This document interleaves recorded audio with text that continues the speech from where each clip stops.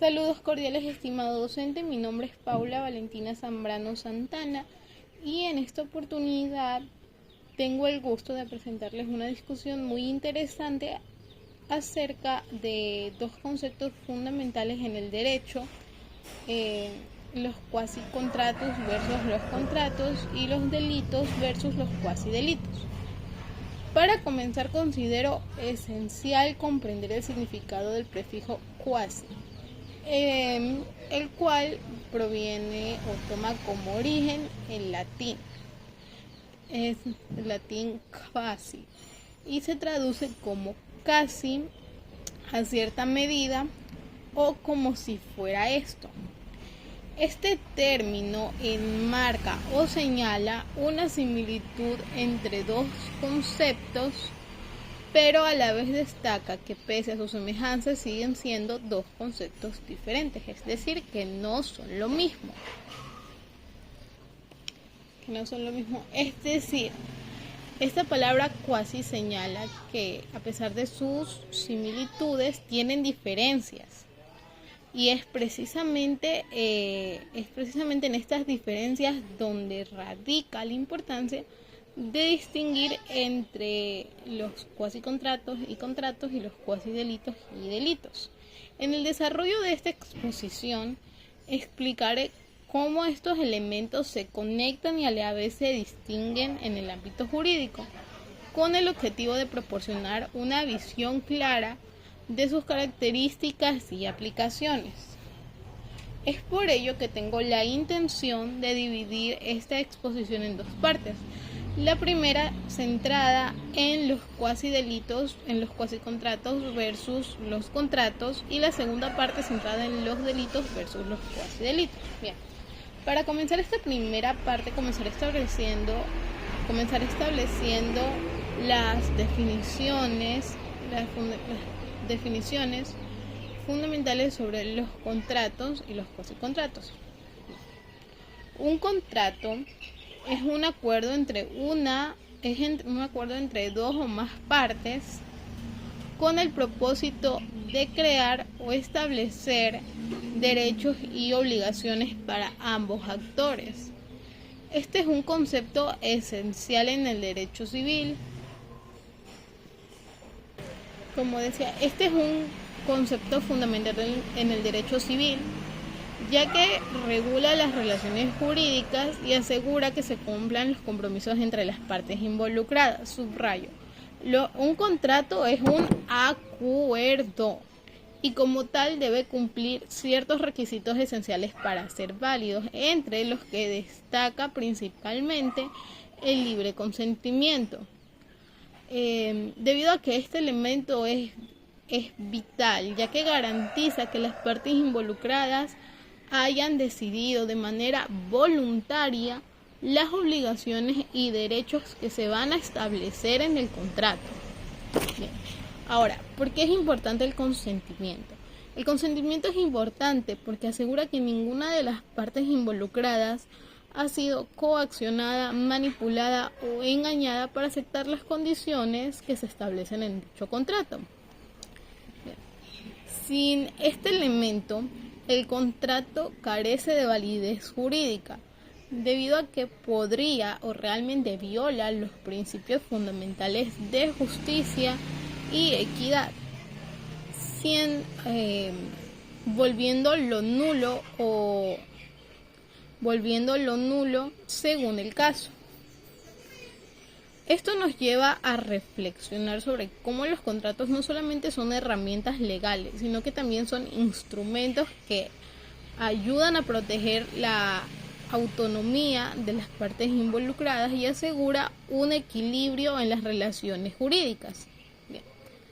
Por otro lado, los cuasicontratos son más bien una figura jurídica que son, sí, es verdad que son menos conocidas que los contratos, ya que los contratos, debido a su naturaleza de acuerdo, ayudan a regular un sinnúmero de cosas como negocios, trabajos, etc. Los cuasicontratos no son tan conocidos, pero aún así juegan un papel fundamental en el derecho civil. ya que estas de aquí son situaciones jurídicas que se generan sin que exista previo acuerdo. Se genera sin que exista previo acuerdo entre las partes, o sea,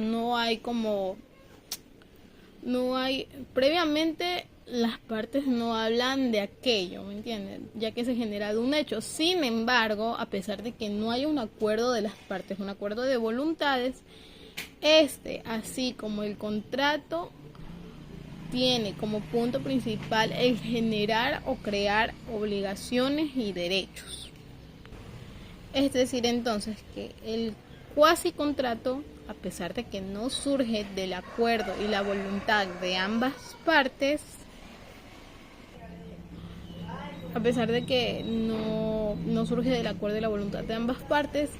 también genera obligaciones que surgen de un hecho o un acto.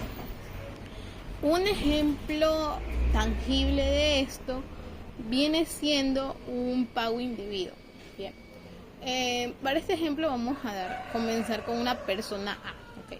La persona A es un jefe de una empresa, el cual tiene que hacerle un pago a la persona B, el cual es su trabajador.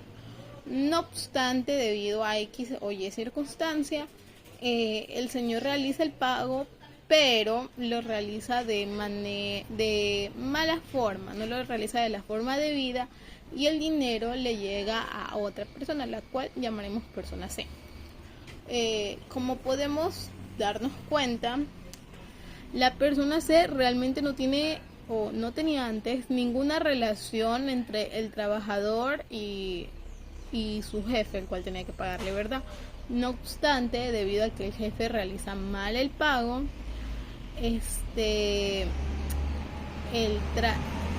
genera, bien, como decía, no obstante, debido a que el empleador realiza mal el pago, no obstante que el jefe realiza mal el pago, se crea un hecho el cual los conecta y por tanto crea una obligación para la persona C, la cual es devolver el dinero para que así el jefe pueda depositárselo a la otra persona, a la persona B. Ya. La persona C tiene que devolverla debido a que pues esta legalmente no tiene o tenía legítimo derecho sobre ese dinero, ya que ese dinero legítimamente le corresponde a la persona B.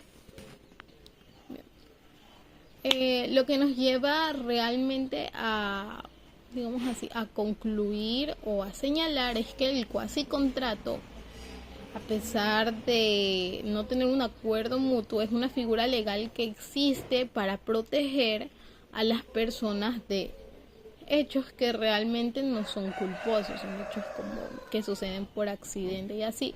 Sin embargo, se tiene que proteger a las personas también de ese tipo de hechos. Comparando ambos conceptos, podemos decir que mientras los contratos nacen de un acuerdo de voluntades, los cuasicontratos surgen de un hecho o un acto que la ley regula para evitar desequilibrio o injusticias. En ambos casos, el objetivo final siempre es garantizar el respeto hacia los deberes y los derechos de ambas partes, o de las partes involucradas en general, pero su origen y naturaleza son claramente distintos. Es decir, tienen el mismo objetivo, ¿verdad? El objetivo, proteger a las personas de lo que sea, proteger a las personas, los cuasicontratos de actos y los contratos de acuerdo, por así decirlo. No obstante, su origen es distinto porque mientras en uno existe un acuerdo, en el otro existe un hecho. Bien. Esta distinción nos ayuda a entender cómo el derecho busca no solo regular lo que las personas acuerdan explícitamente, sino también las situaciones que, aunque no pactadas, generan efectos jurídicos. Habiendo concluido esta parte de la exposición, podremos dar inicio a la segunda parte, donde analizaré los delitos y los cuasi delitos, dos conceptos que se encuentran relacionados fuertemente, pero que así como los cuasi contratos y contratos, tienen diferencias tangibles y significativas en cuanto a su naturaleza y consecuencias legales. Bien, entonces para comenzar definiremos qué es un delito. Un delito es una conducta típica, antijurídica y culpable, es decir, tiene tres características muy por decir así, ¿no? La tipicidad, la antijuridicidad y la culpabilidad, que se encuentra cometida de manera intencionada o imprudente. Esta está sancionada, lógicamente, por la ley penal. Ya. Los delitos que reflejan una violación grave a las normas jurídicas y afectan a los bienes jurídicos protegidos, como la vida, la propiedad o la seguridad. Ya. Su principal característica es que requiere de un dolo o culpa, es decir, la intención o la negligencia del autor. Mientras que los cuasi delitos son acciones no intencionadas, por así decirlo, ¿no? Que generan un daño que debe ser reparado.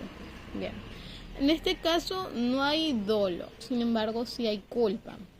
Es decir, una omisión al cuidado. Una omisión al cuidado, sí.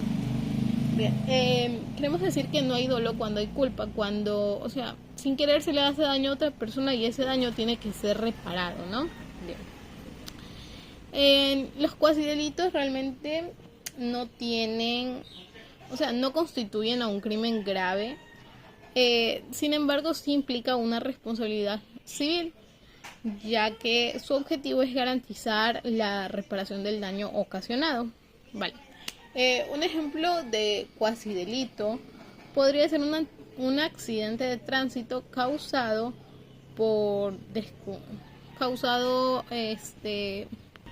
un ejemplo podría ser un accidente de tránsito donde el conductor, no sé, de pronto no tuvo el tiempo para reparar alguna luz y por eso se usaba una luz del auto y por eso se causó un accidente, X razón, ¿no?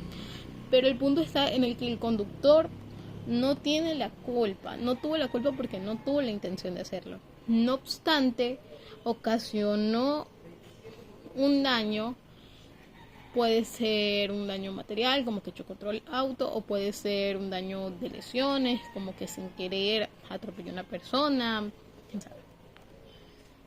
Pero el punto está en el que, a pesar de haber causado un daño, no lo hizo con la intención de lastimar.